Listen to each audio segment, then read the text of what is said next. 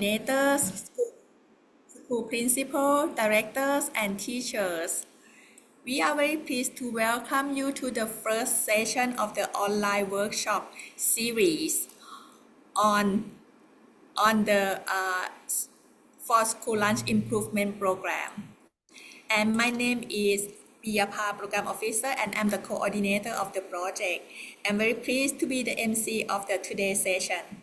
And before I start the session, may I provide a technical briefing to ensure that our participants will be able to fully participate in our activities throughout the session. So firstly, please check your audio and video. And if you have low Wi-Fi, I hope that in some country, like for example, Cambodia, and in some remote area would have the problem of Wi-Fi, you can off your camera. So that will be helpful for the internet connection. And second, it is optional for you to use the workshop virtual background, which our technical team has sent to in the chat box already. And I observe that most of you already changed the background. Thank you for your cooperation. And for the display name, please follow this format. For individual login, country in short, then school name in short, and your name. And for group login, country in short and school name in short. And for your microphone will be mute by our technician during the presentation. And you can unmute your microphone when you would like to ask the question to the speakers or you want to share the idea during the discussion session. And we will use the chat box for the communication. And we will send the links and the document to the chat box. And participants can easily download the file from the chat box. Okay? All right. So before we start the session, may I inform you about the training agenda?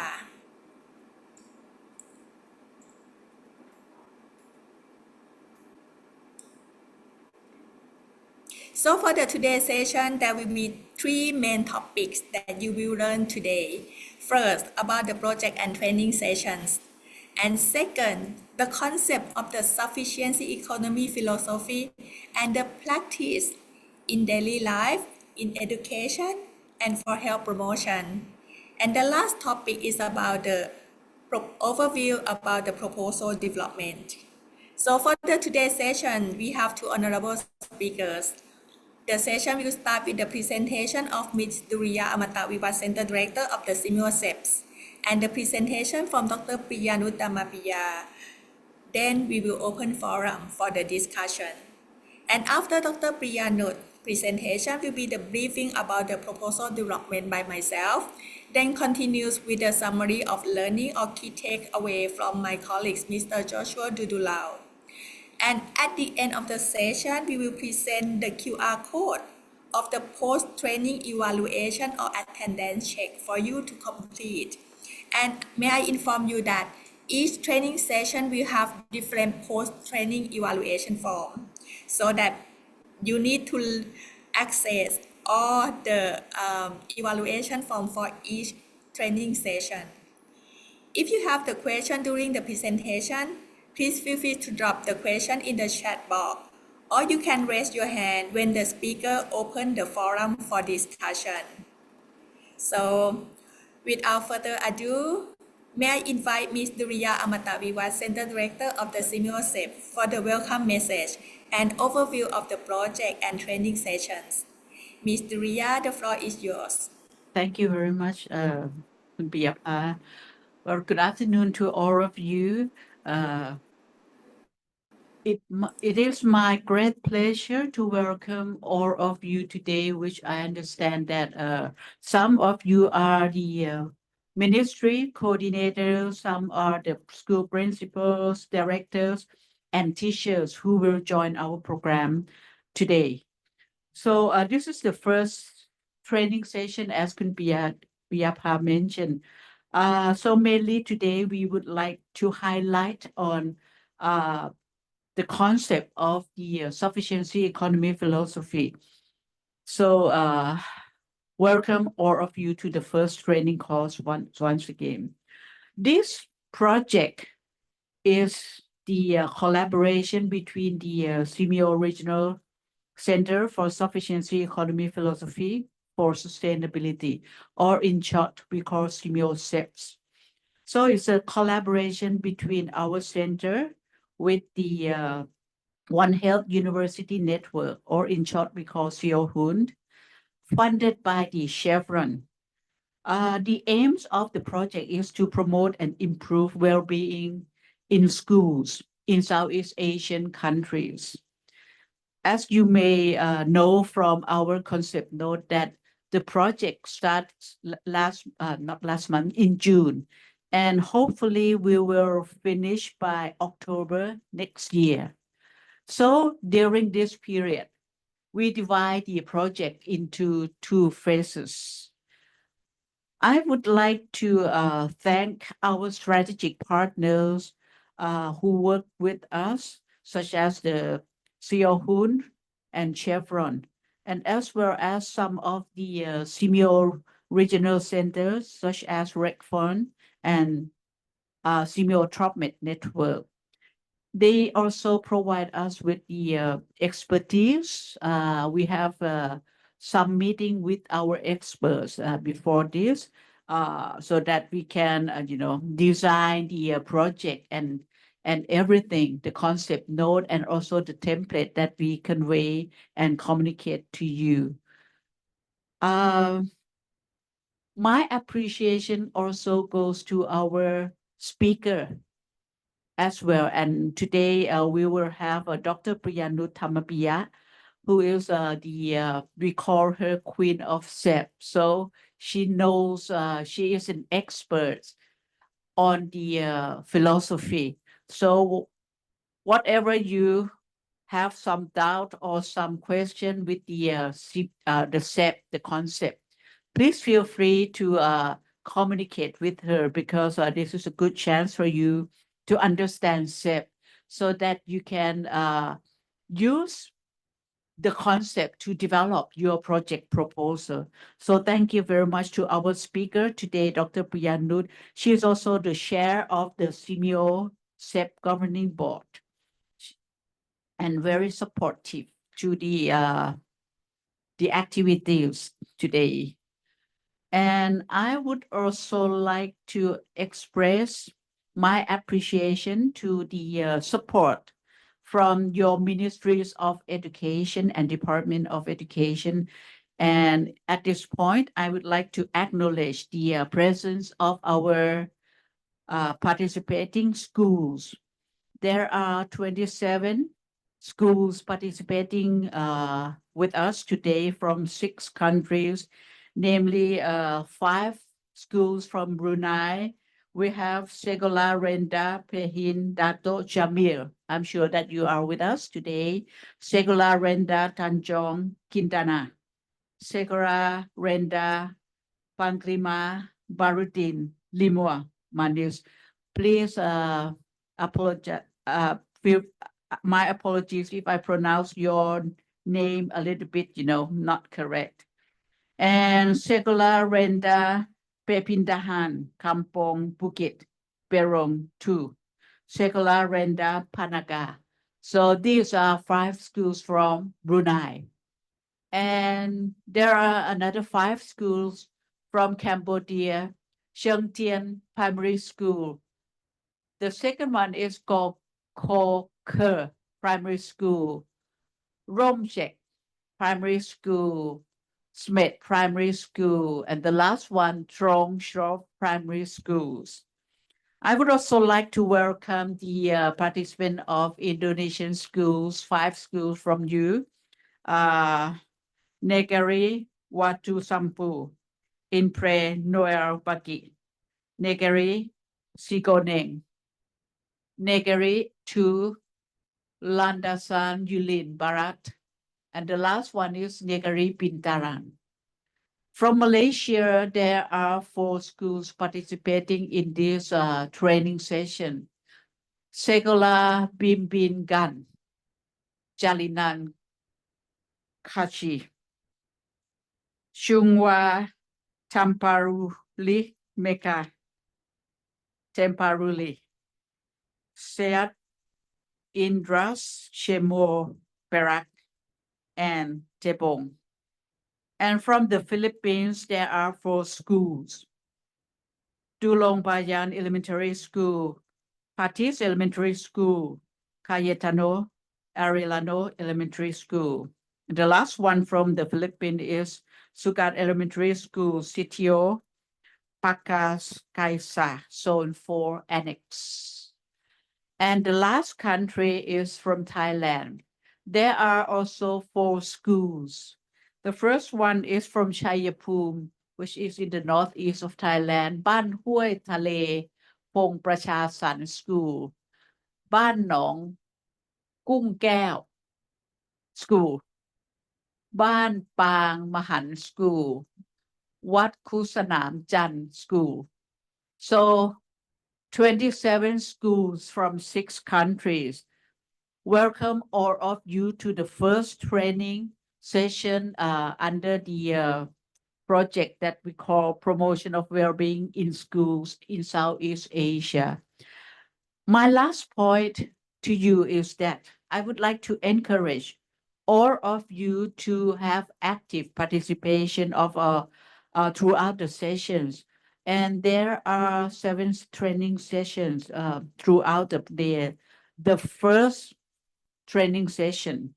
So I hope that from what you learn from our experts at the training sessions, you will be able to develop your own project proposal, which my colleague will explain how to develop the project proposal, the criteria, and the template, everything that will be very supportive to you to develop the project proposal. So at this point, I would like to thank you, all of you, for once again for your participation today. And please feel free to communicate to us whatever you would like to ask or some comments or inquiry that may happen. So thank you very much. And at this point, may I ask all of you to turn on your camera so that we can have the group photo. And I give this to the technical team so that they can give you the signal for the photo session. So please turn on your camera so that we can have your photo, each and every one. Okay, ka. Thank you very much, ka, Kundriya. So everyone, could you please turn on the camera and ensure that that you are in the middle of the screen. And I saw a big group of the Thai school sitting as a big group here. And also, Brunei Darussalam, would you like to open your camera so that you can be in the group photo as well? Thank you very much. Thank you. All right. Okay. So I will take for 3 shots. On my count, please. Okay. Keep smiling. 1, 2, 3. Okay. The second shot, please. All right. Keep smiling. 1, 2, 3. And the last shot, I would like to ask for freestyle shot. So I'm not sure how to do it. Yeah. Freestyle shot, whatever that you can create yourself. Yeah. Or a small heart, okay. All right, okay. Everyone, please keep looking at the camera while you are smiling. Okay, the last shot, the best shot for everyone, please. 1, 2, 3. And our technical, one more, keep posting. All right, 1, 2, 3. Okay, I hope that our technical team already captured all photos. Thank you very much. And may I turn the floor back to Kundriya for the another presentation. Thank you very much, Kripiyappa. I hope you have a good time with your photo session. So let me explain a little bit about the project so that you can have some idea on how you will continue your work with us. So first, I would like to introduce a little bit of our center to some that might not know us very well, so that you know why we are having this project. For the centers, if you look at the screen, you will see that we call ourselves SEPs. The last S with the SEP is for sustainability, but with the concept, we will have only SEP. So please be careful when you talk about SEP and SEPs. So if the center, we will have another S. Our center is one of the youngest regional center under the CMO. Right now, there are 26 centers under the CMO, so we are the youngest one, which we set up our center under the support from the government of Thailand. The center set up in 2019. The vision of the center, as you may see from the screen, that we would like to be a regional center of excellence to promote the sufficiency economy philosophy for sustainable development. So this is the our vision. And right now this is also our vision. And for the main mandate, it aligns to our vision. That is, we would promote the philosophy, principles, and values of the philosophy as an instrument for achieving SDGs.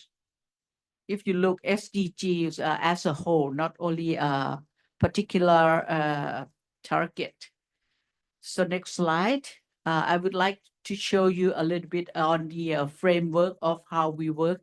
If you look up on the screen, you will see that this is the center's framework on how we work. We link the philosophy to the sustainability. Next slide.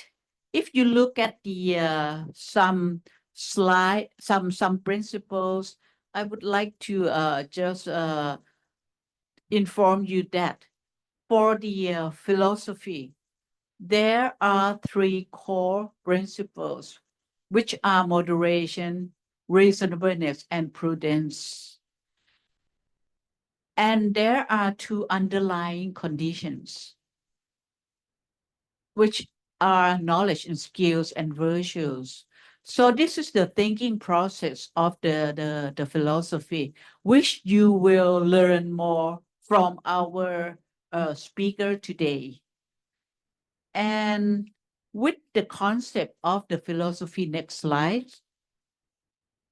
you will see that if you look at the sustainable development or the philosophy itself, you will see that the concept or the philosophy of sufficiency economy, it can be, from individual, it can, be instilled from individual to family, family to community, until to the large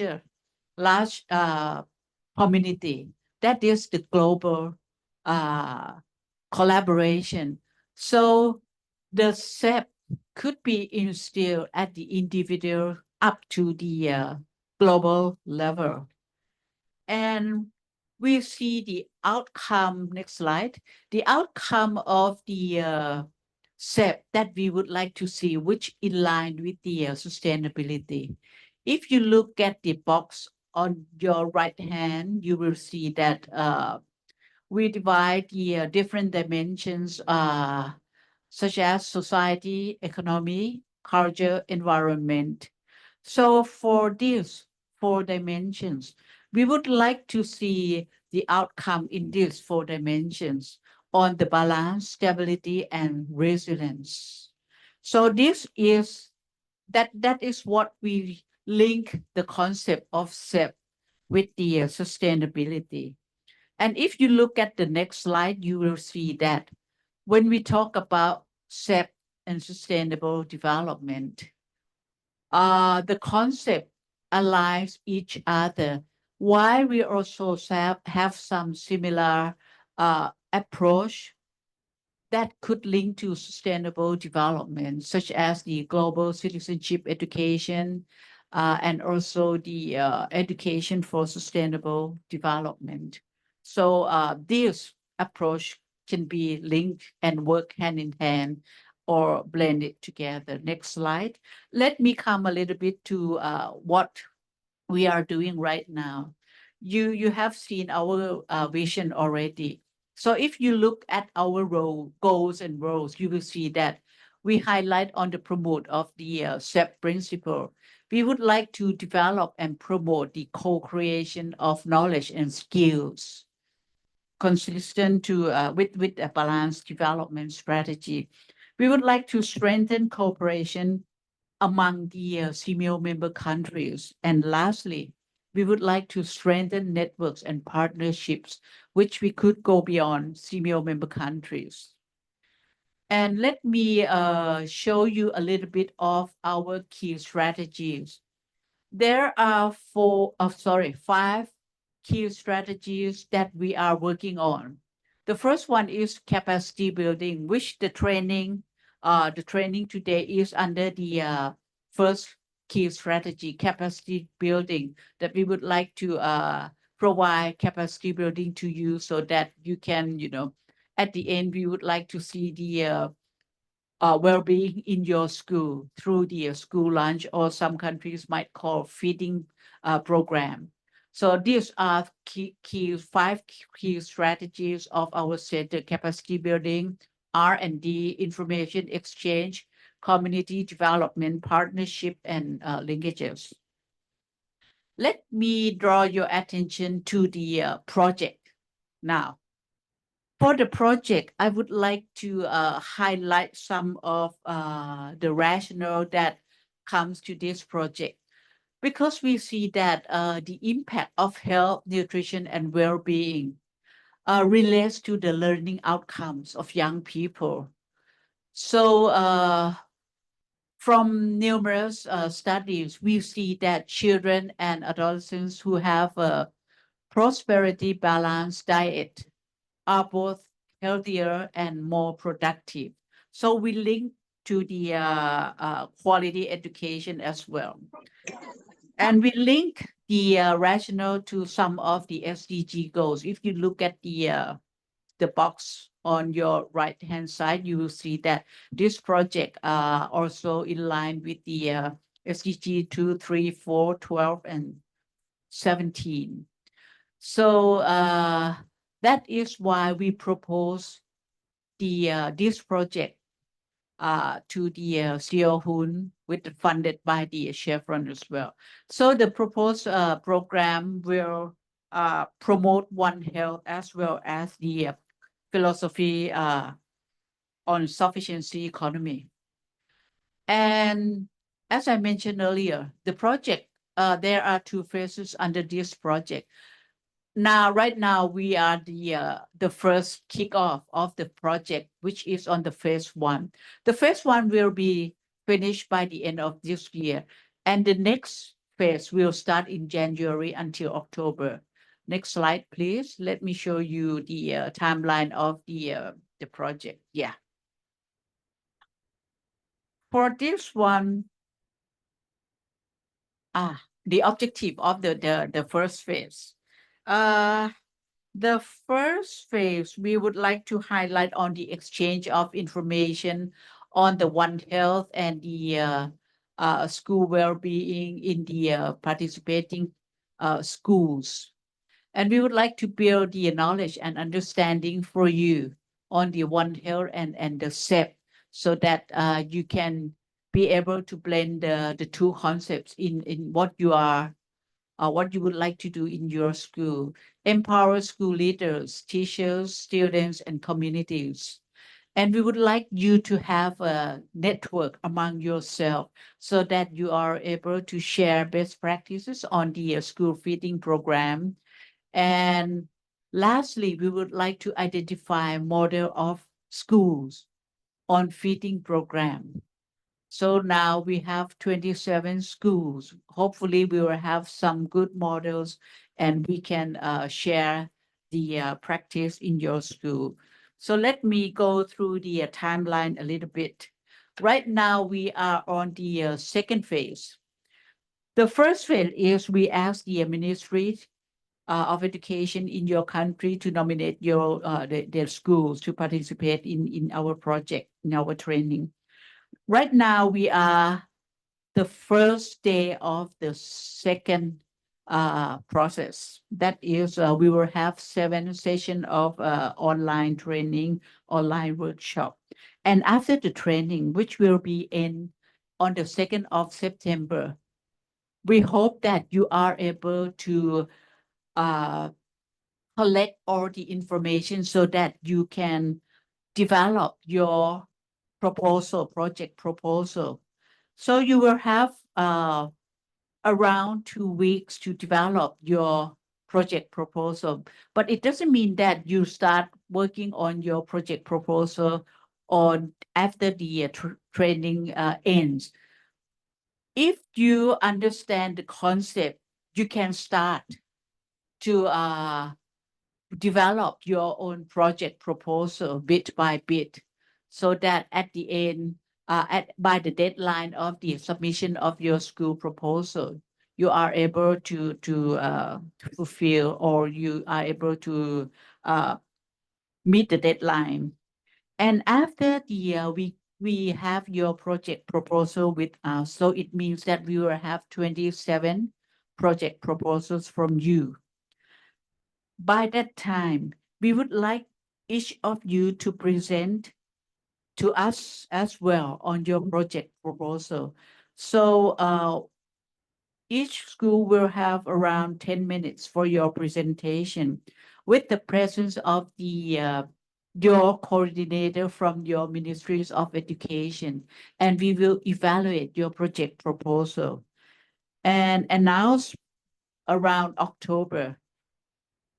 And the award ceremony will be done in November, 26 to 28 November.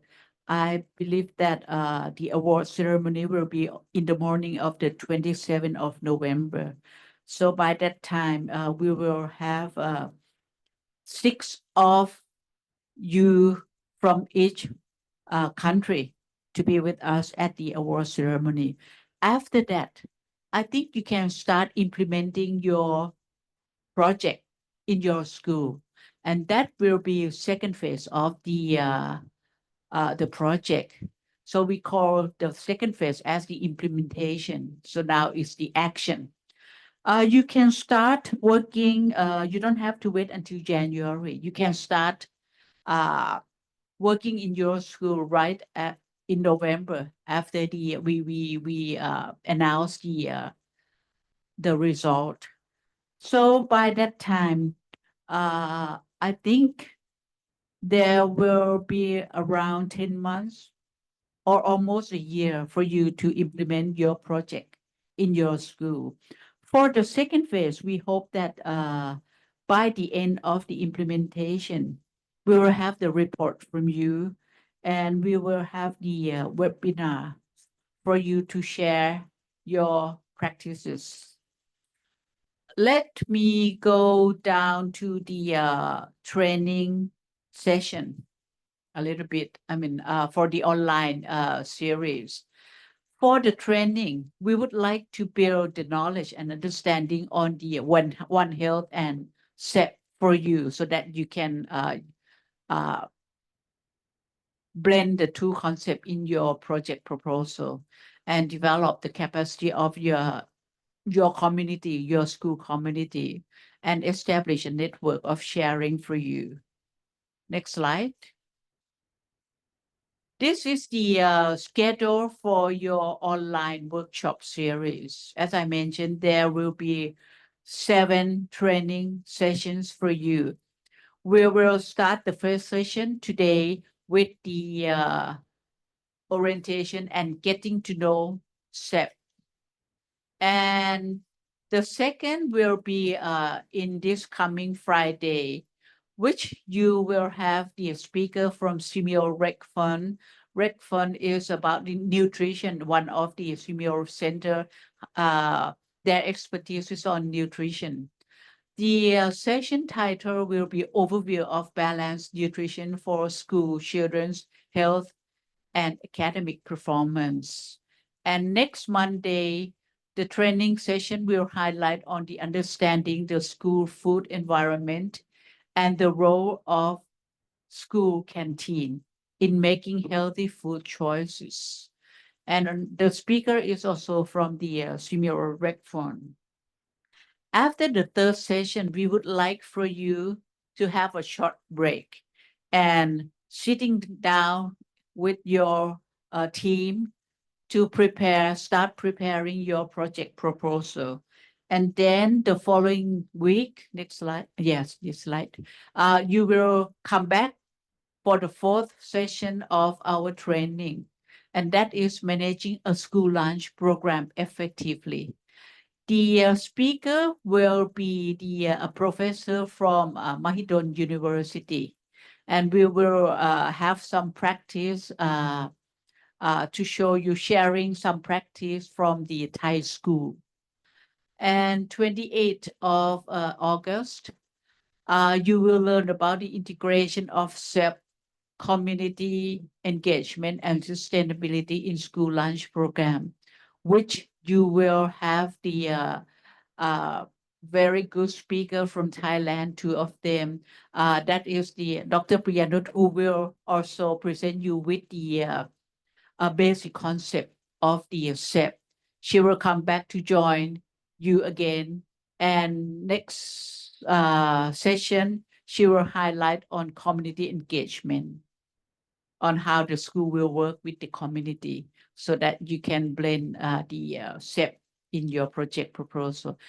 And we'll have another speaker from the Ministry of Education of Thailand, who is Director of School Lunch Project. And for the sixth session, you will learn about contextualizing a school lunch program under One Health concept. And the speaker will be from Seoul, and you will see some project under the Seoul network. And the last one will be the recap for the development of school lunch improvement proposal, which we also have the speaker from, he's Deputy Director of Simeo Rec Fund, and also the team from Simeo SEP for the recap last session. But we don't want to finish only the 7 training session, because we understand that each of you will have different contexts in your school, in your countries. So we are able to provide some clinical session for you upon request. If you would like us to highlight on which topic, with particular point, please communicate back to Kun Piyapa so that we can arrange some clinical session for you. And hopefully we will have it from 4th to 6th of September so that you are able to go back and develop uh, your own project proposal. So these are the project overview, the briefing, the introduction of the project background. And I would like to give the floor back to my colleague Kun Piyapar so that I'm not going to open for the question and answer, but if you have some, please write in the chat box. I will be back with you after the presentation from Dr. Priyanut. Thank you very much. Give the floor back to you. Good Priyapa. Thank you very much for the very informative presentation, and I hope that our participants now better understanding about the project information and also the training series that we would like to organize for you for the benefit of the school.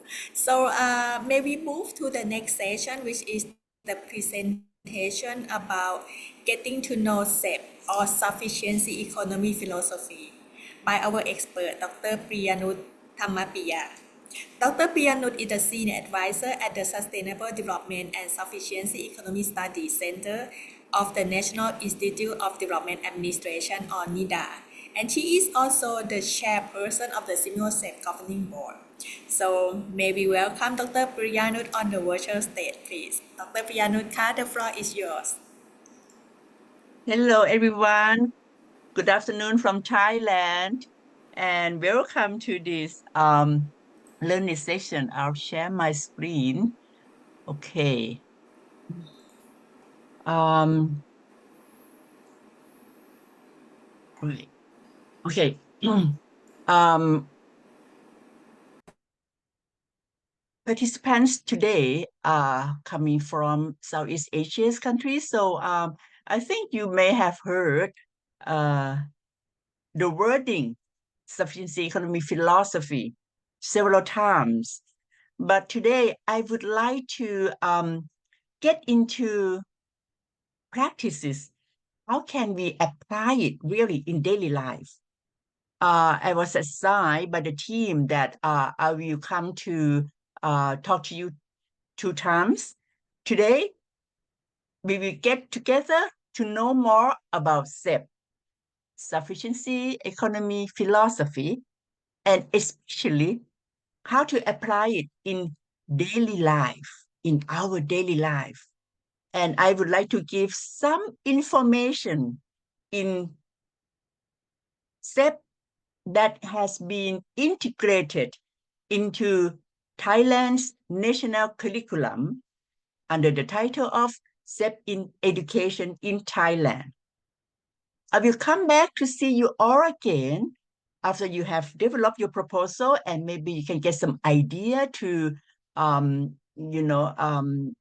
improve or, working more on your proposal on August 28th.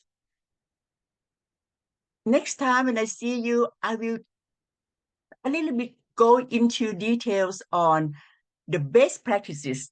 I will give an example of school that had integrated SEP into its curriculum, activities, project-based activities, but all of them are integrated into the school lunch program. School lunch program is not just a school lunch for the school, but it's also learning, it's also project-based activities, it's also student activities. I will talk about that next time when I see you on August 28th. But today, we will get into the basic, the foundation of sufficiency economy philosophy.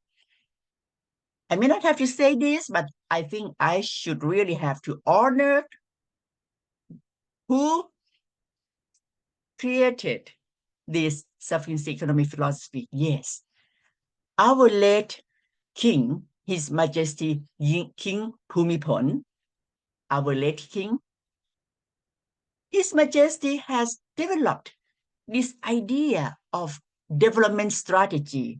We can see SEP, sufficiency economy philosophy, as a development strategy or development approach or philosophy, but I think philosophy is quite difficult to understand. We can see it as a principles.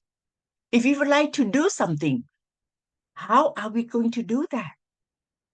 To make it sustainable, to make it beneficial, to make it non-harmful. That's sufficiency economy philosophy that the late King, His Majesty King Bhumibol, has bestowed to Thai people or given to Thai people since 1974. So that's the origin of the sufficiency economy philosophy. But what is sufficiency economy philosophy then?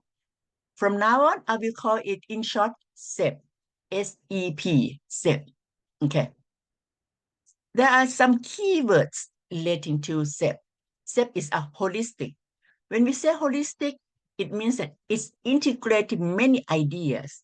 Like today, we are talking about One Health. One Health is a holistic health approach that consider not only human, but also the environment, the ecosystem, the agriculture, the animals, put together in the view when we look into health. Also, SEP, when we look into development, it is not just only one way to look at it, like how to make money. That's just one side of development, right? So SEP is a holistic, integrated many ideas together into the thinking of development.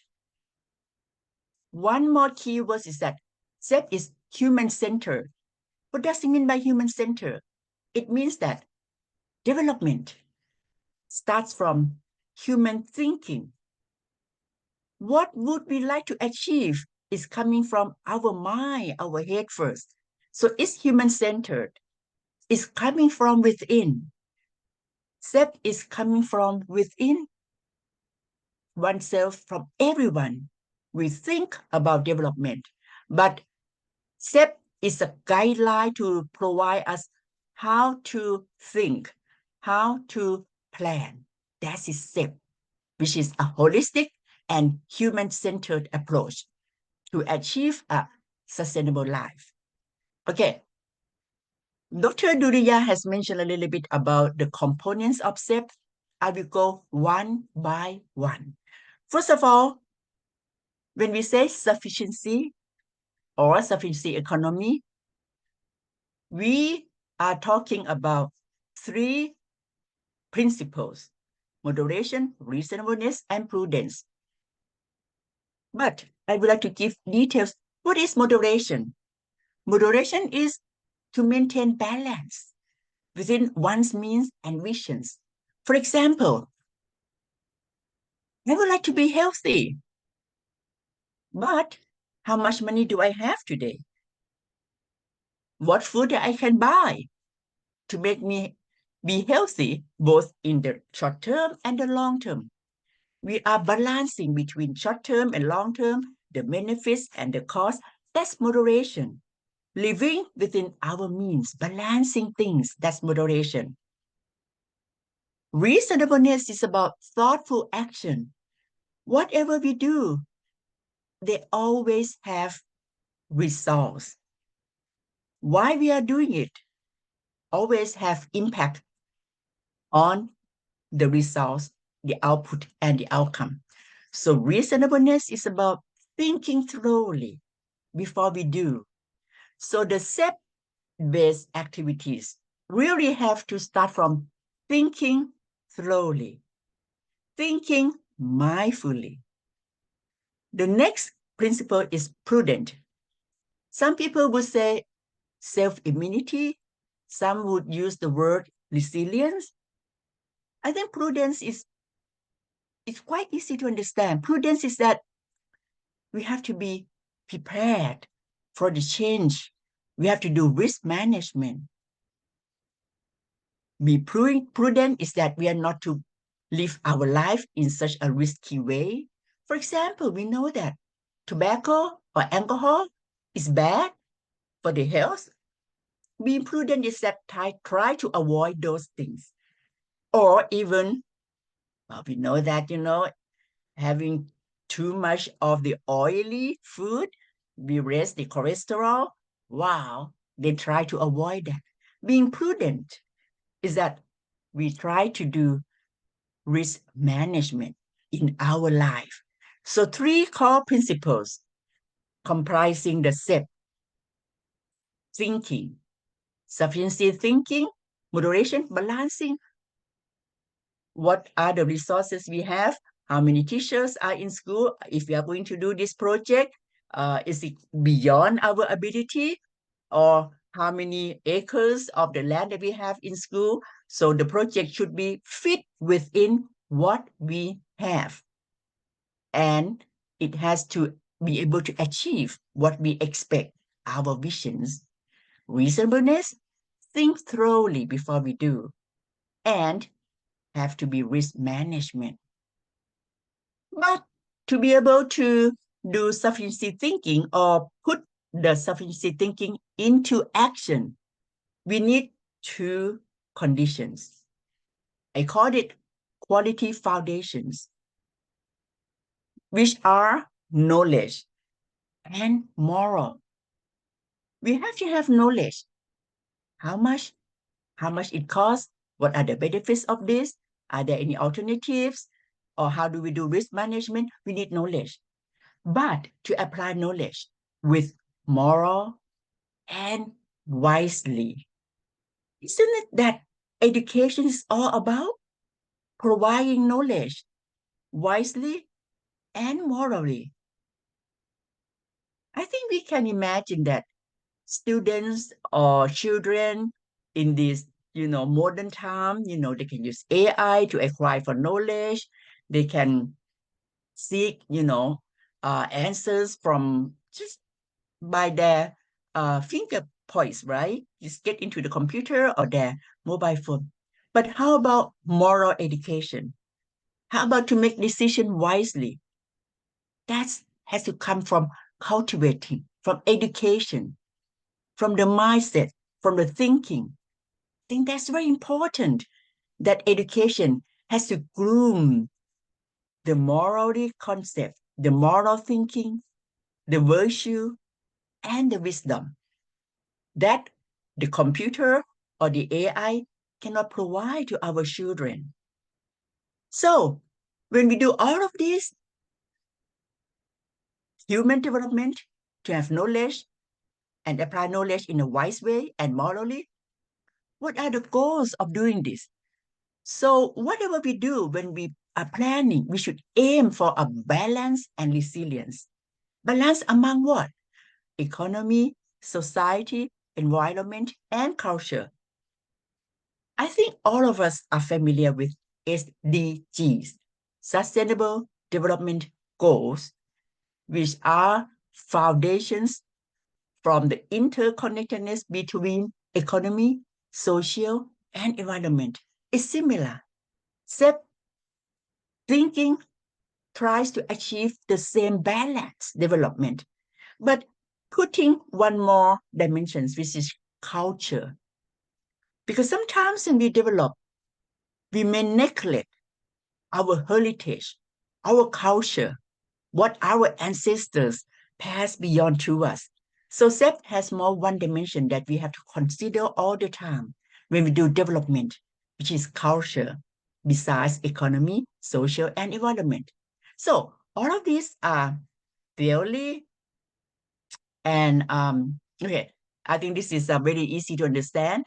We have knowledge and virtues to make a decision. When we make decision, we have to think, is it moderation? Is it reasonable? What are we doing? Are we doing prudently, doing risk management? And our goal, is it going to be balancing between economy, society, environment, and culture? What is this concept? Let's move on to try to put it into practice. I picked this because it's about health and because, all of us have lived the era of, fighting and preventing the COVID-19. I said it, the COVID-19 era, COVID-19 times. Remember all of this, we have to do social distancing. We have to wear the mask. How are we going to throw the mask? Put it in the garbage or the trash or just throw it on the ground? And like in Thailand, we have this sharing scheme. And also we have this, I don't know in English, but in Thailand, we have our herbal ingredients that, our Department of Medicine approved that it can be used to prevent and cure the COVID-19, which is our local wisdom from Thailand, not to just using, Philadelphia or something like that.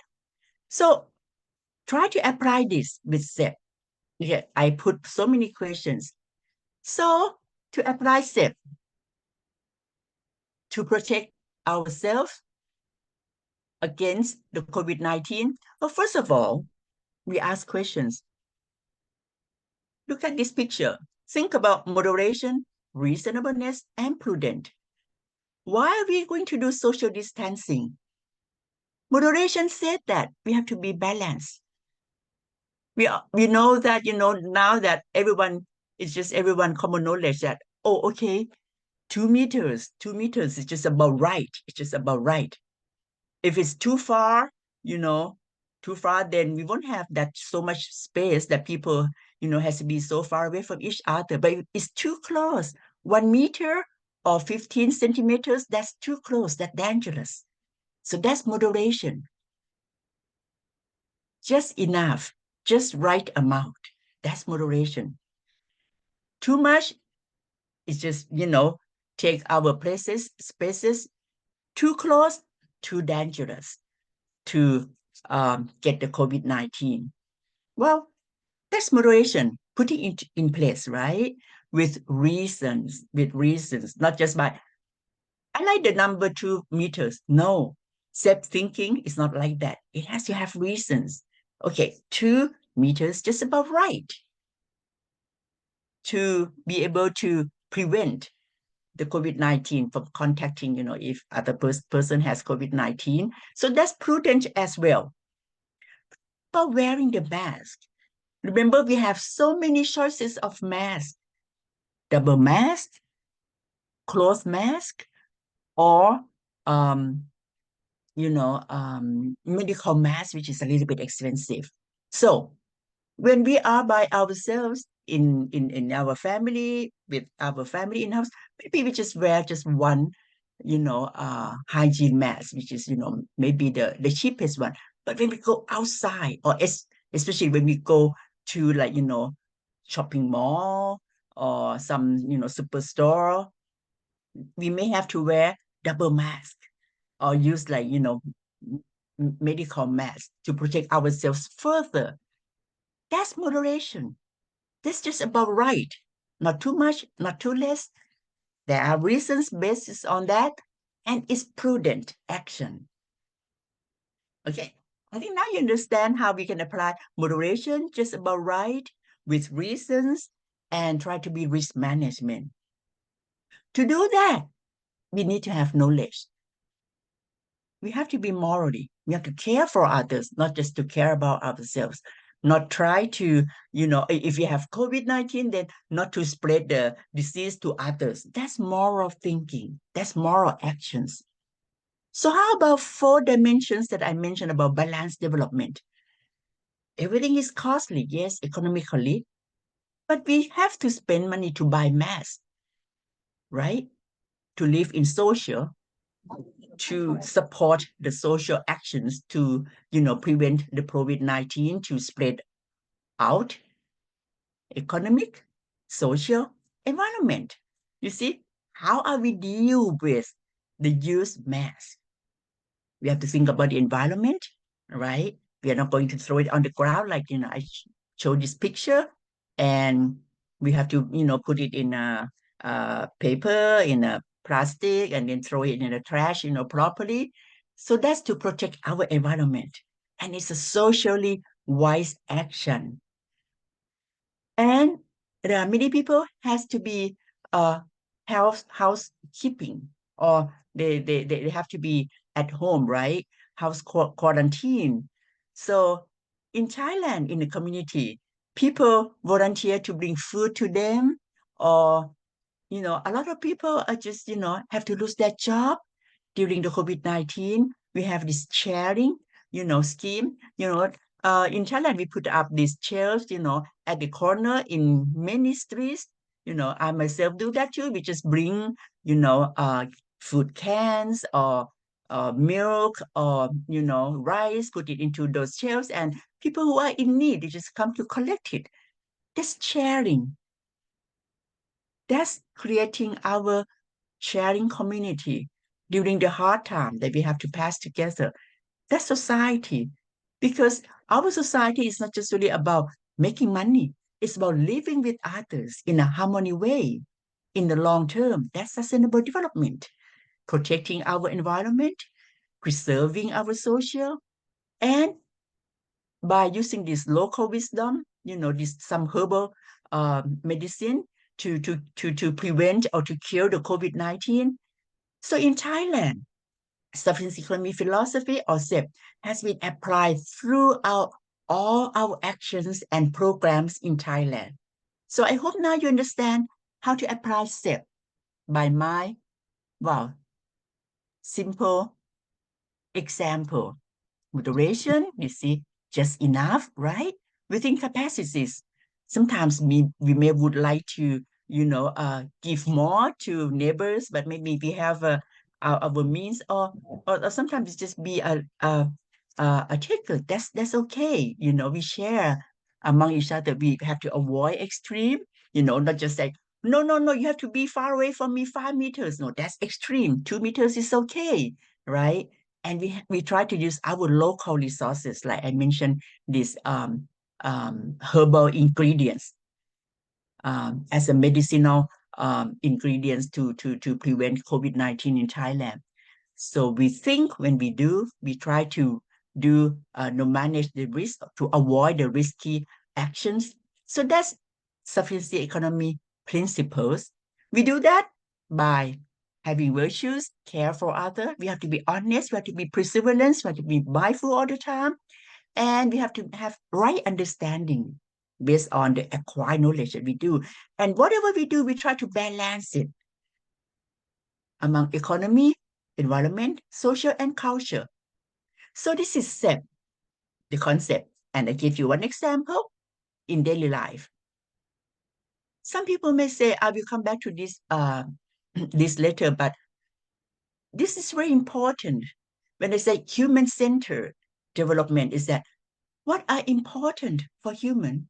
The materials, we acquire that through, like money, assets, right? That's economic size. We have to live with others in society. We need to build trust coming from caring and sharing persistently, living with others in harmony. We need good natural environment, soil, the forest, the water, the air, the ocean, the biodiversity. We use it and we have to preserve it at the same time. And also the heritage is the link between our ancestor, our great-grandmother, great-grandfather, with our grandchildren, great-grandchildren. That's human, isn't it? Not to forget the past, passing the good things to the future.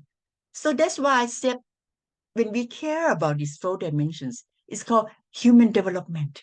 It's about humanity-based development. So that's it, and development. Now, moving into education in Thailand. In Thailand, SEP has been integrated into school curriculum, school activities, and school management. As there are almost about like 39, thousand Thai schools, over the country. Right? I said about almost 40,000 Thai schools. Is less now because, a lot of um, small school has been, putting together.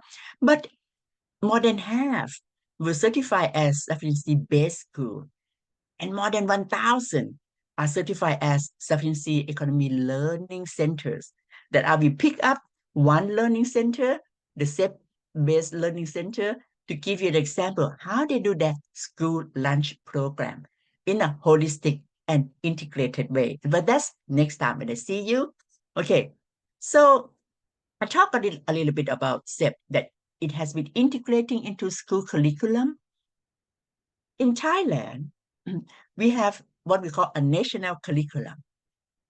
When school has to develop their own school curriculum each year, right, before the school year start, it has to be consistent with the national curriculum for 70%. And 30% is called local curriculum. They can take the local context, the local issues to put into the curriculum, but that's school curriculum. So I'm talking about the 70% of school curriculum that has integrated SEP into the school curriculum. SEP is a learning content in the subject of society, religion, and culture. You see, when we talk about the 4 dimensions, economy, social, environment, and culture. So SEP is in the society, religion, and culture subject. Also, the SEP thinking, as I mentioned, the 3 core principles, they are integrated in all subjects. To cultivate the mindset, students have to think based on SEP and to behave based on SEP principles. I'm just giving you one example. Okay, financial literacy is very important in every country, I think, especially in Thailand right now. So there is a subject, is called record and analyze one's income and spending. So students have to keep a record of their own income and expenses. This starts from grade 3 in Thailand, and it's expanded to grade 6. What they do is that when they do keep record their income, they may get 20 baht a day from their parents, how much they spend a day. They have to think because there's a sheet here.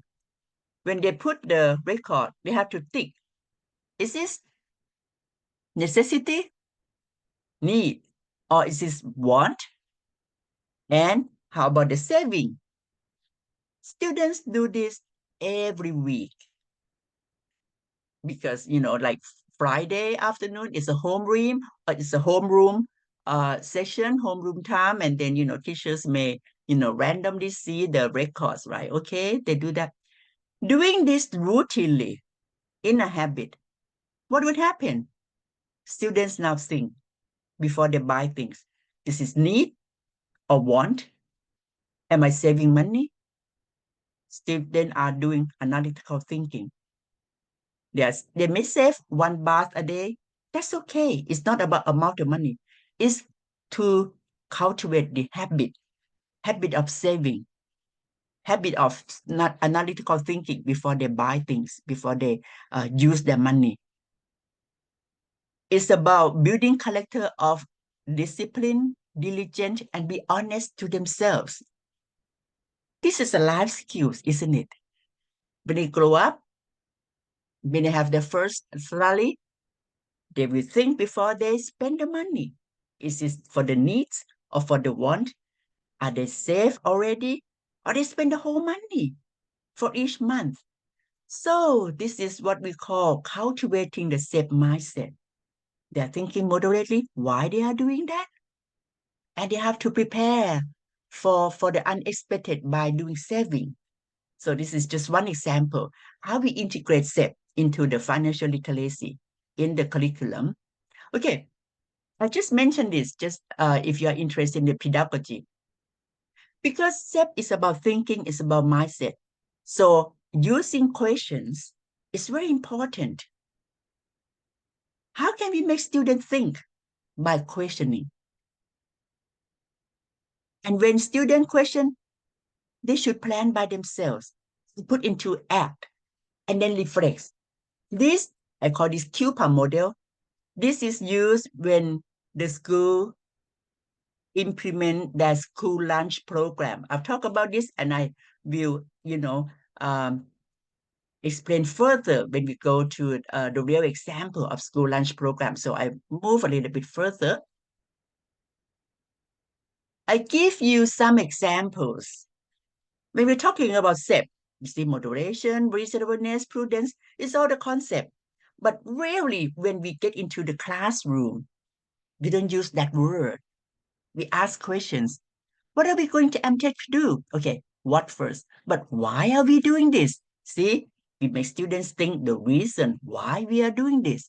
What will be the resource if we do this? Make students think slowly. The resource of this action, the cause and effect. Why and what will happen? You see, the cause and effect. We do this, what will happen? It's reasonable thinking. Are we ready to do this? Are we ready to do this project? It's about thinking moderation. Assess our preparedness, our capacity, our budget, the time, the teamwork. How many people will do this project? Are we ready to do this? We don't say, okay, do it moderation. Student won't understand, but we ask questions. Are we ready to do this? Are we prepared to do this? That's moderation, right? Think about our ability, how much we can do. What are the fundamental ethics to succeed this project that you be aware of? Sometimes you just get on to do project without talking about this issue. But it's about being mindful that we have to be honest. We have to be perseverance. We have to be diligent. We have to share the knowledge with others, to explicitly talking about the fundamental ethics that we need to do the work, make students and also teachers be mindful about the virtues and the moral that will support the success of the work. This is very important questions asked in the class when you ask students to do some work. And what type of knowledge that we still need? How can we acquire the knowledge? So that's knowledge conditions, right? I think we do this all the time in class. So sometimes we can ask, how will we do this? What are the sequences? What are the sequences? Make students think in terms of what should come first. It's about prudent, right? Prudent is that we should think about the step-by-step working so that the work will be successfully accomplished. Excuse me Or ค่ะ even, อาจารย์ Brianut you have another yes, 5 minutes ค่ะ so sorry okay, ค่ะ sure. Yes, okay. So And is the there any question? participants also request if you could move the mouse along with the diagram so that they can see when you point to the uh, Oh, so that they yes. Okay, can yes, follow it. Thank you ค่ะ Okay, I see. Yes. Okay. Um, these questions, I will come back again when I talk about an example. Okay, now, but doing all of this, right? Thinking, working, projects, how we can know that we are achieving the sustainable outcome, which is our focus of the work. So if you think about the 4 dimensions, I will go briefly. For economic, is our school lunch program safe? Save money and save clean food. For the social, is the activities, combining the caring and sharing to build a harmonious society. Is it clean and green? No waste? How can we deal with the uh, food waste, from the canteen, for example? Are we using the knowledge, the local knowledge, our heritage, our local wisdom? That's cultural dimensions. So I'll move further. For example, materials, you see, these students, they have their own cups. They have their own toothbrush. School lunch is not just really lunch, but it's about the health. We say one health, right? How about they use the toothpaste at school? Is it, are they use it like frugality? Students can grow mushroom in schools. That's combined with the school lunch program. Students eat together, but in Thailand, we pray, we thank, we pay gratitude to the people who make this meal for us. See, that's that's how the responsible consumption can create around school lunch program. How about social? Students work together, you see, growing these papayas, and work together in a caring and sharing ecosystem. I will talk about the school garden project, which is combined with the school lunch program and how to deal with waste, in a recycle way. And students can learn all of this too, integrating into not just student activities, but in the classroom, subjects matters. And lastly, about the culture side, right, about the local wisdom. So if our school lunch program or the health improvement programs integrated all of these 4 dimensions, I think we are closing to a balanced development. Well, I give this, you can um, scan this QR code. And when you scan it, you will go into the worksheet of the sufficiency thinking. You can use this sheet to prepare your project. I will go further on that next week. So, in summary, SEP is the mindset and lifestyle.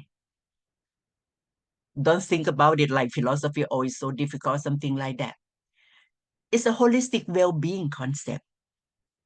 SEP is a balanced approach, as I mentioned, to achieve sustainable development. Moderation, reasonableness, and prudence, these 3 core principles, but we can translate it into easy questions that teachers can use to ask students to think in a SEP framework. Key virtues have to be mindful, have to respect all beings, and have to be perseverance.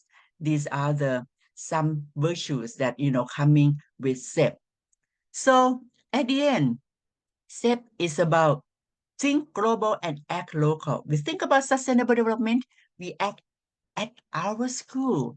And there are various means to achieve the sustainability. SEP is one approach that maybe we can apply to achieve that. Okay, that's all from me. And I think I'm prepared to get the questions and answer. Maybe, okay, I'll look into chat. Yes, Thank you very much, Dr. Priyanut. I would like maybe to I'll stop encourage sharing. the participants to drop the questions, or if you have any questions, you can raise the hand. I would like to see that anyone would like to ask the question to Dr. Priyanut. You can raise the hand by using the react icon. Do you have any questions, please? Kun Piyapaka, I see this very interesting from, I think, Cambodia, From Cambodia. Smet Yes, Primary ค่ะ School, ใช่ right? ใช่ค่ะ When people sharing something to other during the disaster, is that sustainable development or emergency relief? It's both. It's both.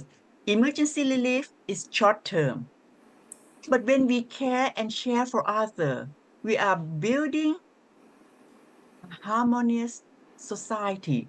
So in the long term, it will lead to sustainability. So it's both. Emergency relief is short-term benefit, but in the long-term benefit, it's creating a caring and sharing society. Okay. Um, you can help me pick up any questions when people sharing something. Oh, okay, I read this already. Uh, Okay, I used the pointer already. Sorry, I didn't do that earlier. Yes, what new message? Yes, okay. Thank you that you like it. Do I still have time, Kun Piyapa, or I run out of Yes, my ค่ะ you, time? you you have time ค่ะ so we can entertain Okay. about maybe one question from the participants. I would like to ask any participant want to raise the issues or ask the question to Dr. Priyanut. Please, you can unmute yourself. Or Kun Piyapa, can I ask questions? Yes, ค่ะ you can. Can I have uh one representative from each country to just tell me one new thing that you learned about SEP today from me? Yes, okay, thank you so much. So may I request the participant from Brunei Darussalam? Any participant from Brunei Darussalam, would you like to share what you have learned One today? one new thing that you learned from me today about SEP. Just Okay, one new anyone, thing. if you are ready, you can raise your hand, please. Let me check if anyone raised the hand. Okay, Indonesia, Frankie. Okay, please, you can unmute yourself. Okay. What can you hear me? Yes, we can Okay. hear Cool. you. Right. Well, thank you so much for the explanation for your presentation. It's really nice. Yes, it's a new things for us in Indonesia, especially for me. We're from Indonesia, and it's kind of in remote areas in Indonesia, part of East Nusa Tenggara, border with Timor Leste, and in our school, mostly in every schools in Kupang Regency where we live, we don't have kind of making school lunch for students. But usually every Thursday we have some kinds of local food that we share together in the school, and because again we live in kinds of remote areas, and we use kinds of local wisdom like food, and we share with them. It's really nice. But you explained about the SEP, which is something we don't really put in our curriculum, putting how to teach students managing stuff with SEP and thinking about how we make it in the curriculum, it's really different, totally different. And I think because our new, again, it's kind of politics, but new president, he mentioned about he wants to make a free lunch for every school from Indonesia, from Sabang to Merauke for the next. And I think if what do you think? If this happen, I think we can make kind of SEP ideas, putting in national program that they can build in maybe next year or something. So I think through these activities, through this presentation, I think we can,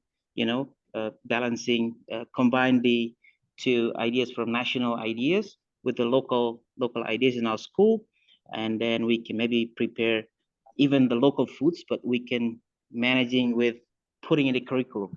So I think this is something very new for us, but yeah, from your short explanation, I think we're ready to do that with the SEP putting in our school curriculum. Well, thank you so much for your presentation. Thank you very much, Frankie, for the sharing your thought and your future plan. And may I request Dr. Priyanuka, would you like to reflect on his comments? Yes, I think that would be a very interesting journey that you will move on. And I'm glad that maybe we can share experiences, from Thailand. The case that I will show next week, I think the week after next week, is the rural area. It's about looking into our local resources and make it the best use. One thing I would like to mention is that SEP is really emphasized on self-reliant, not to wait for others or government to come to help us, but look around what we have and make the best use of it. Try to stand on our own feet. I will talk about that, when I come to see you next time, giving the example of a small school in the rural area. They can do it, so you can do it too. And Oh, it can expand throughout. Yes. So, yeah, wow, I'm very excited for your journey. Yes. yeah. Thank you. Thank you very much. And any other participant want to share your thought, your idea? May I hear maybe from Malaysia? Would you like to share something with us? Hi. Yes, please. You can unmute yourself. Hi, sorry, I couldn't switch on my camera, but I hope you can hear me. Yes, sure, please. Okay, hi, Dr. Priya, and hi, everybody. We are from Malaysia. We can relate so much because we are also a rural school in Malacca, in Malaysia.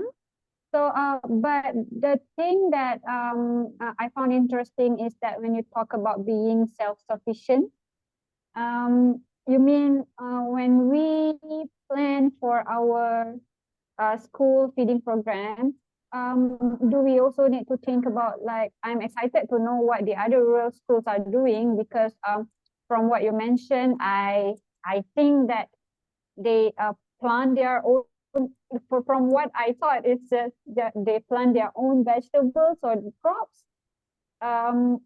So that's what I look forward to know more about. And one thing that is interesting is that when you relate that SEP relates to the curriculum.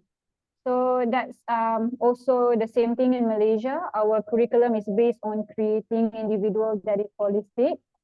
So I think there are many similarities. So I also look forward to learn more about the Thailand curriculum and how they integrate SEP into the curriculum more. It was a very entertaining presentation, enlightening. Thank you very much, Doctor, for your sharing. Dr. Priyanuka, would you mind to reflect? Yes. Oh, thank you. We'll discuss more in details next time, because I will give a concrete example of doing that. Yes. School gardening, school lunch, school health, everything can get into one health program in school. Yeah, that we talk about it next time.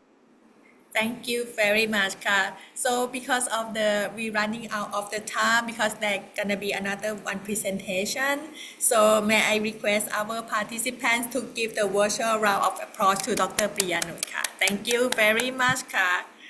So we can send the reaction.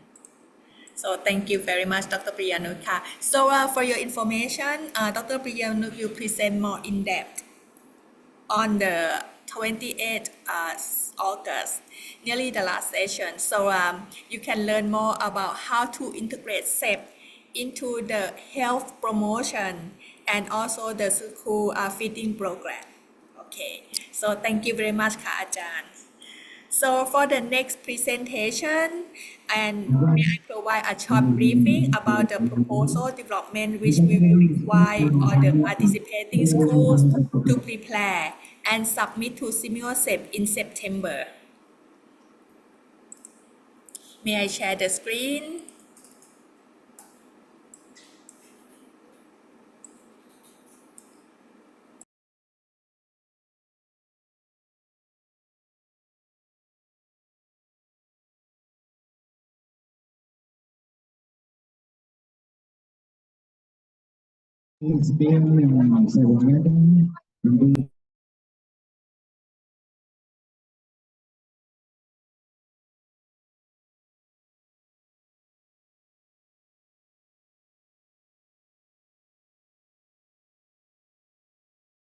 Itu ada satu orang yang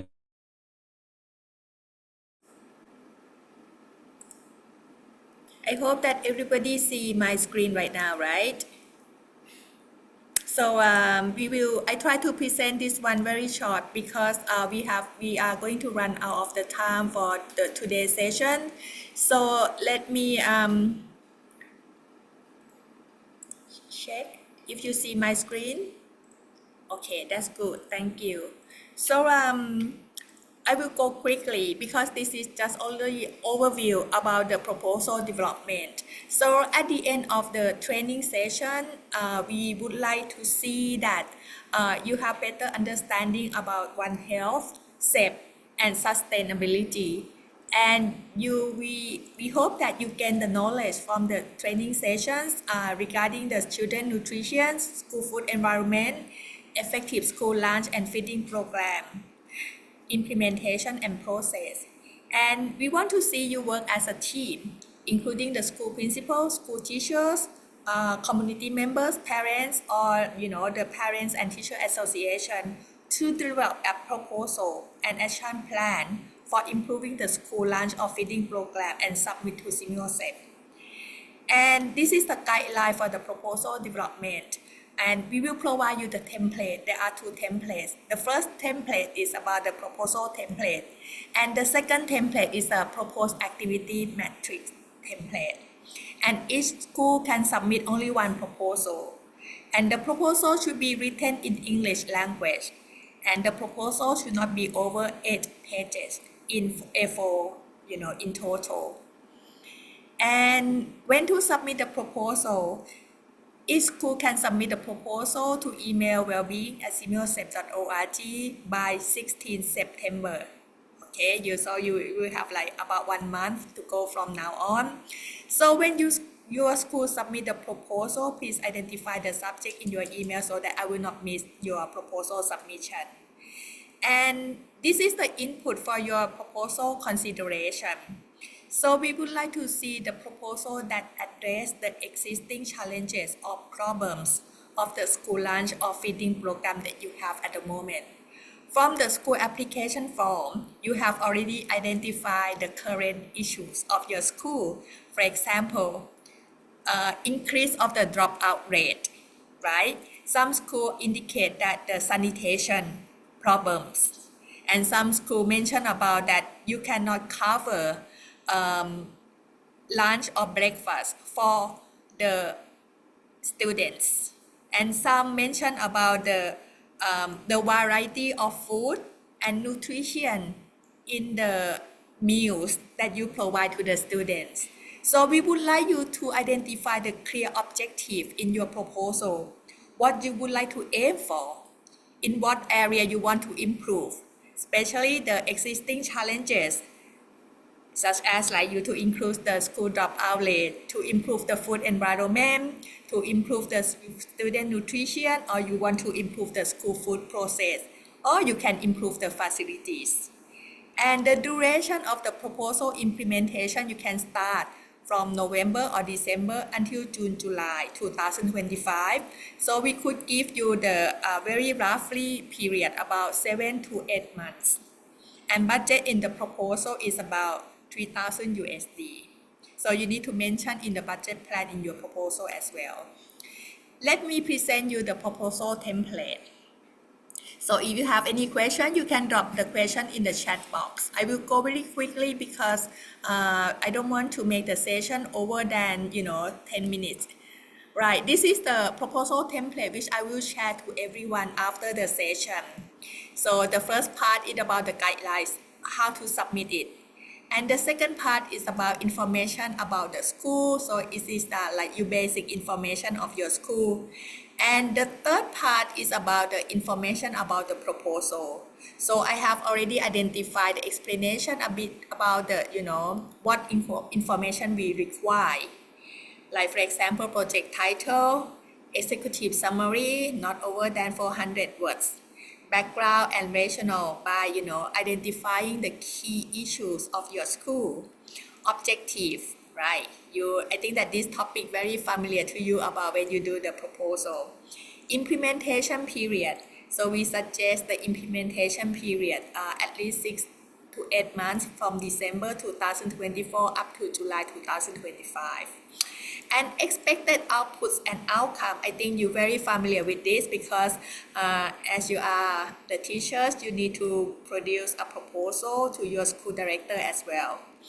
And the next one, beneficiaries of the school proposal. You can identify the student. Who are the students that you want them to get the benefit from this proposal? Teachers, parents, community members, and others. And then propose strategy and activities. We provide a template for you to put the list of the activities that you want to do. Plan for community and parental engagement, how you want to involve them in the planning process and also implementation. And number 8, plan for sustainability and scaling up after the implementation. And the next one, work plan or timeline, like, activity list, and then when you want to do what activity. And then the next part is about proposed utilization of the budget. We provide the table for you here, so you can put the item roughly. That is the explanation beneath the headline. And also other additional resources that you want to top up. Like for example, in-kind contribution, or even like school staff to help this, or you can get the support from the parents or the community or the business nearby the community. And the next part is about monitoring and evaluation plan. I think that you are familiar with this. And the next one, potential challenges in implementation. So you can give like 3 to 5 challenges, including the possible solution. And the team, this is the most important, like, the project implementation core team that you can list down, including the school principal, school deputy director, or even teachers, non-teaching staff, or even like the cooker, you can put in here. And the last part, you can share the photos to us, the existing problem that happened in the school, and this is the area that you want to improve. Alright, so this is about the proposal template, and I hope that it's not too difficult, right? So we will have another session to provide the brief information about this again. So let me close this file first. So the next part is about proposed activity matrix. So this is the table that very easy for the school to fill the information. So we want to know what the activity that you want to propose in this proposal, the target period for implementation, expected outputs outcome, how you integrate SEP into the activity, how you will integrate the One Health into this activity and key success indicators. Okay, this is the template that I will send it to everyone in advance. I mean, like maybe after this training session. So for the next part,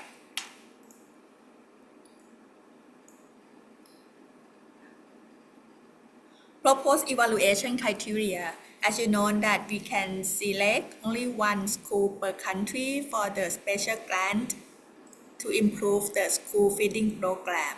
So these are the criteria that we already set up.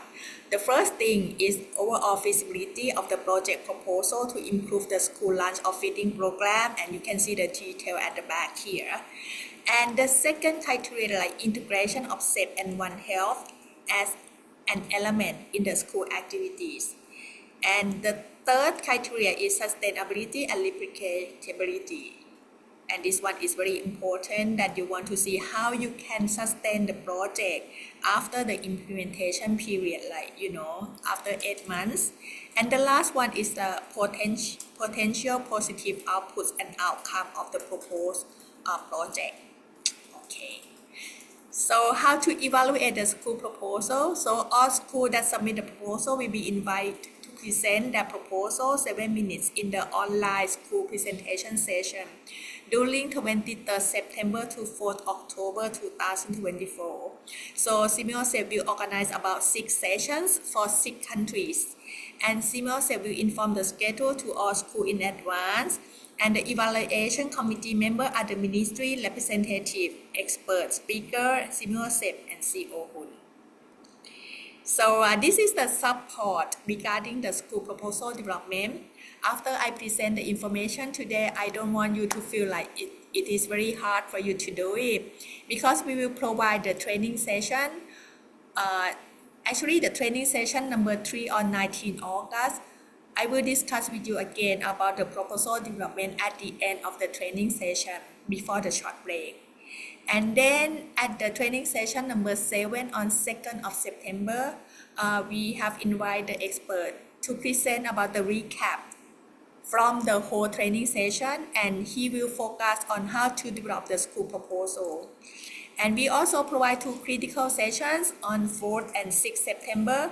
But however, if you really want me to join your meeting to clarify the issue, you can send a message to me, and then we can do any online meeting with you anytime that you are convenient. And we also develop the Google Drive to access the training resources and review the training record by the YouTube. And I have created the communication group with all participants. For WhatsApps, we have Brunei Darussalam, Indonesia, and Malaysia participant in the WhatsApp group. For Telegram, we have Cambodian teachers. For Thailand, we have Line group. And for the Filipino schools and teachers, we have created Viber group for them. So anyway, and because I have the difficulty in communicate with you because many emails bounce to me, so I'm afraid that you may not receive my email message. That's why we have to create the communication group. So please feel free to invite your friend to join the group that you are in at the moment already.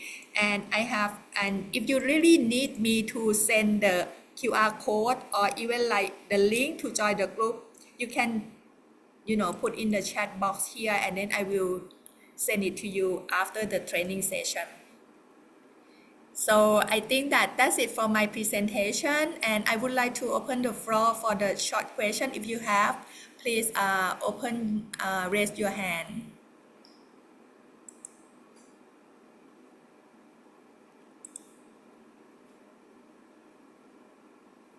There is a question in the chat box. How many proposals will be selected for the awarding?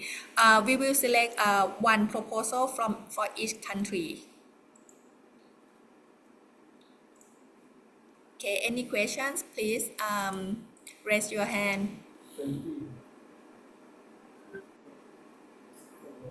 Oh, okay, Indonesia, Frankie, please.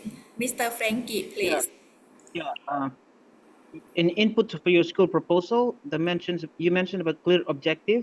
Yes. There are such as examples: school dropout rate, food environment, student nutrition, school browsing facility and so on. So we choose only one, or we just, like if we have more than that, we can. Right, and it depends on your activities. If your activity Yeah. can address many issue or challenges, you can include them. Like for example, if you focus on the improving nutrition, right? So if you increase the quality of the food provided to the student, then you can increase the dropout rate as well, and then you can improve the academic performance of the students. Yeah. Okay. Yeah, Cool. Thank you. that's right. And another question, hello, Miss Piyapa. About the video. I think that this is maybe for the presentation. There is the question from Malaysia asking that do we need to make a short video presentation for clients? At the moment, it's not necessary. Yeah, I think that the proposal is the key information for the consideration. But during the school presentation, if you want to make a short video clip for the committee member to see the environment of the school, you can do it. So this is optional, not very compulsory. And there is one question from Brunei Darussalam. Is the current feeding program not necessary for lunch? Then we need to integrate SEP on the health. Yes, it doesn't need to be lunch program. Whatever feeding program, or even you want to improve the food process facilities, that is acceptable as well. All right, I think that you may have like more questions. You can send to my WhatsApp for the personal opinion, right? Okay. So maybe I can move to the next presentation because we are now like over the training time already. So may I turn the floor to my colleagues. Mr. George, are you ready? Okay, so Josh will give you a summary of the key takeaway of the today training session. All right, Josh, go ahead. Thank you. Hello, good afternoon, everyone, and thank you for staying up to this point. Let me just share my screen for. Okay. Not sure if I can share my screen.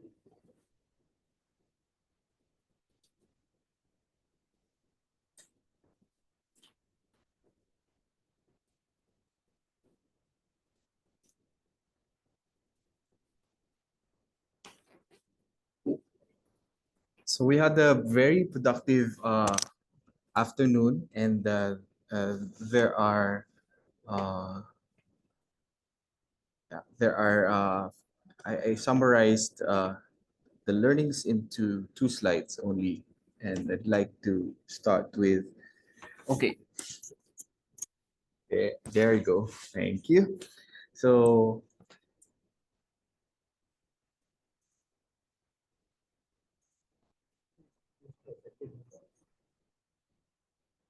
okay. Wow. So, oh, I'm sorry for that. And now let's proceed. We are now in the phase 1 of the project. So point number 1, we are currently in the capacity building program and development of a school lunch improvement proposal. And second, we have 2 topics for today. We were oriented about the program, and we're given a short introduction to the sufficiency economy philosophy. We have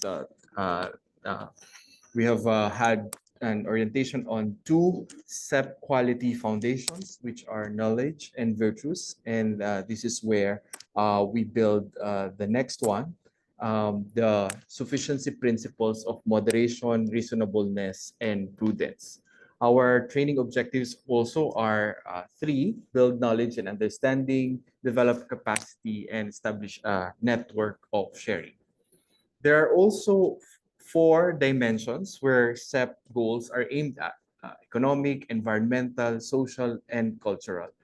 And in terms of our proposals, there are 4 evaluation criterions: feasibility, integration of SEPs and One Health principles, sustainability and replicability, potential positive impact or outcome. So these words in your slide are very important. So please remember them as we go along our training sessions up to September.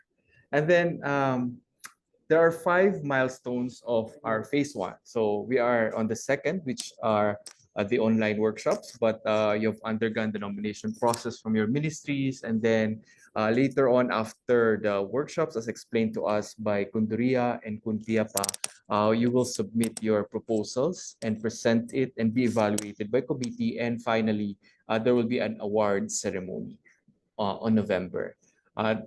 There are 6 countries participating in our program, and there are 7 sessions, and these were explained earlier, so I would not repeat it. And finally, there are 8 months of implementation for phase 2. So you may design your proposals for 8 months beginning November up to June or July next year. So we hope that through this session today, we're given an overview of our capacity building program, which is just the phase 1 of the project to promote well-being of schools in Southeast Asia. So we hope to see you again next week, and thank you very much for your participation. We'd also want to thank our speakers this afternoon, Kunduria, our Center Director, Dr. Priyanut, our Chair of the Governing Board, and also a professor at the National Institute of Development Administration, and Kun Piapa, who is our program officer at Simeo SEPs. Thank you. Thank you very much, George, for the very brief wrap up for our participants. So we are now reaching to the end of the session, and I would like to check if Kunduya is here in our Zoom meeting. Kunduya, would you like to say the few words to our participants before we end the session?